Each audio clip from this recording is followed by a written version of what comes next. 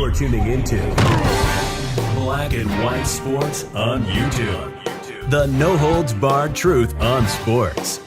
The main event starts now. All right, Black and White Sports supporters. Well, guys, you know I've been very vocal about the fact that I believe the best quarterback in this draft is Jayden Daniels. And the Commanders may, by default, not mess up a draft pick. I think that's very possible. I think they may end up taking the right guy. And if you listen to Adam Schefter, he dropped the bombshell on his podcast. And he did it in such a way that makes you think, okay, he does actually know who the pick's going to be. And he even acknowledges ESPN's probably not going to be very happy with the fact that he just spoiled it. Because they're supposed to not spoil these draft picks heading into what, of course, is a draft show on NFL Network and ESPN. The draft is as much a television show, like the rest of the NFL, as anything. So let's get to this, because Adam Schefter says this is a done deal. They're taking Jayden Daniels at number 2, which is going to mean, and we're going to talk about the Patriots, they're going to have a choice between J.J. McCarthy and Drake Maye.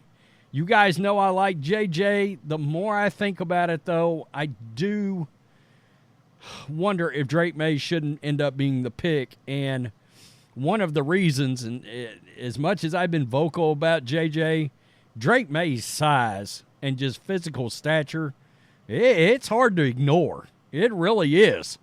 Because you got to think, you're not going to have this sort of meltdown, this sort of body breakdown, I don't think, that you had with Mac Jones. And guys, you know I like Mac, but let's be honest, he doesn't have the stature and the physicality of somebody like Drake Maye. Now, J.J. McCarthy's not just a little tyke, okay? I think he's 6'2", 215, something like that. So let's get to this. The Bears reportedly prefer Caleb Williams at number 1. ESPN polled a combination of general managers, coaches, scouts, player personnel staff, and other front office executives. More than 80% of the poll's participants predicted that Williams will land with the Bears. I think we all know that's a foregone conclusion. So, what will Washington do at number 2? ESPN's Adam Schefter said the Commanders are likely to take LSU's Jayden Daniels.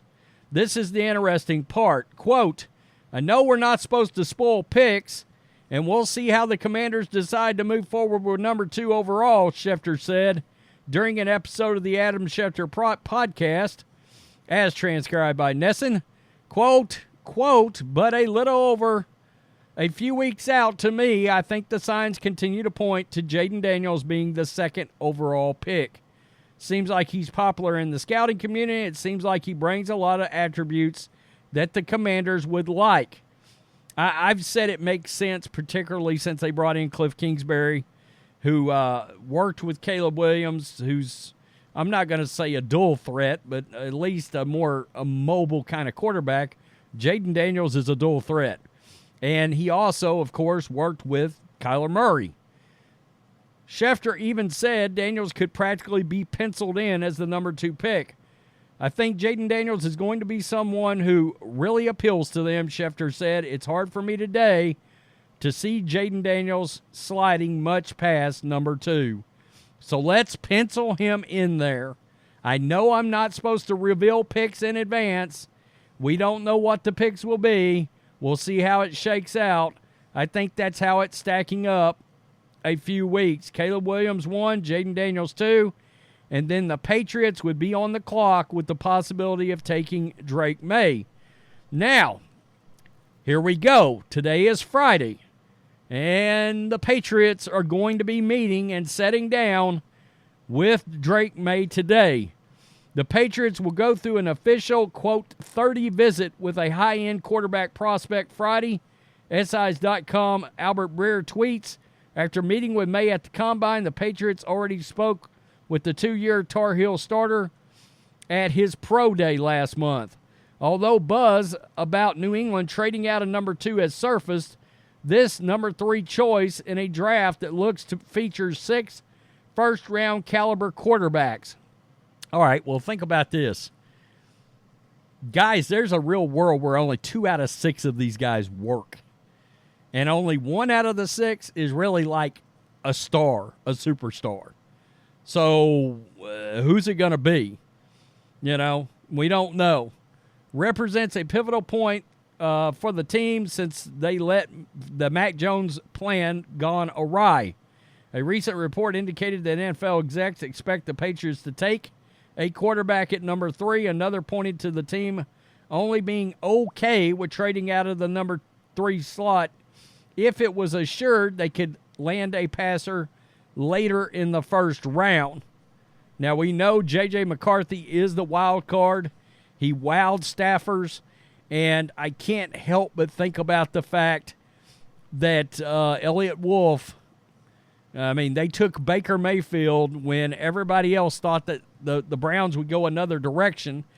I did hear on New England radio people poo-pooing the Baker Mayfield pick by the Browns.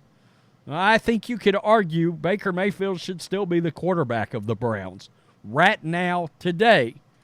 And if you translate Baker's playoff win with the Buccaneers, well, back to the Browns, as it stands right now, Baker could still be on the team and in theory have led the Browns to possibly another playoff win. Well, in terms of Cleveland Browns quarterbacks, that would have made Baker Mayfield a pretty successful Browns quarterback. 2 different playoff berths, 2 different playoff wins. That's more success than that team's had in a long time. And I understand he's on a different team. But, look, he got hurt, and they gave up on him. And now the Buccaneers have their starting quarterback for the next 3 years. I don't think Baker Mayfield was a disaster. You don't make 3 years, $110 million if you're a disaster. Jared Goff's not a disaster either, but people will act like they are, or that he is. With the 3rd overall pick, the Patriots will not have their picks at quarterback. LSU quarterback Jayden Daniels will visit the Patriots on Monday.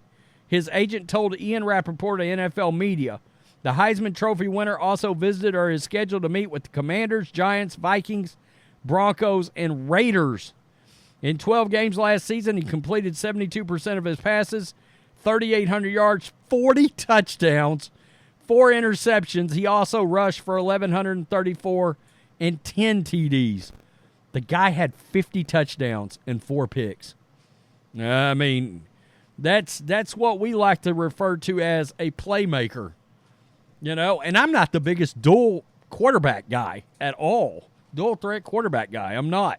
I believe ultimately you have to be able to pass from the pocket, but I think he's shown enough, especially against SEC defenses, that this guy should be the pick. I said if I was the Bears, this would be the guy I'd take, personally. But anyway, Drake Maye visiting with the Patriots. It's going to be the biggest story, I think, going into the draft is going to end up being, what are the Patriots going to do? Because that's where the draft is going to ultimately really start. The intrigue is going to really start, is with the New England Patriots. Is it going to be Drake Maye or is it going to be J.J. McCarthy? Or do they randomly trade out? I've even thought there was a world where they might flip to 4 somehow and pick up an extra pick. And you never know, right? I've even thought, well, could the Vikings go up to 4? And to ensure that they get their guy, would they then flip something, the package over to, I don't know how they would work it out. A lot of their collateral would be gone if they had to move up to 4. So they might not have anything left to move up 1 slot. If they could agree for sure, hey, Patriots, this is our guy, this is your guy, blah, blah, blah. I don't know. But they probably will not have to do anything like that. But we've seen that happen. So anyway, it's going to be interesting. I still think it's J.J. McCarthy. And I like J.J. I'm a Michigan fan. I'm a little worried about his size.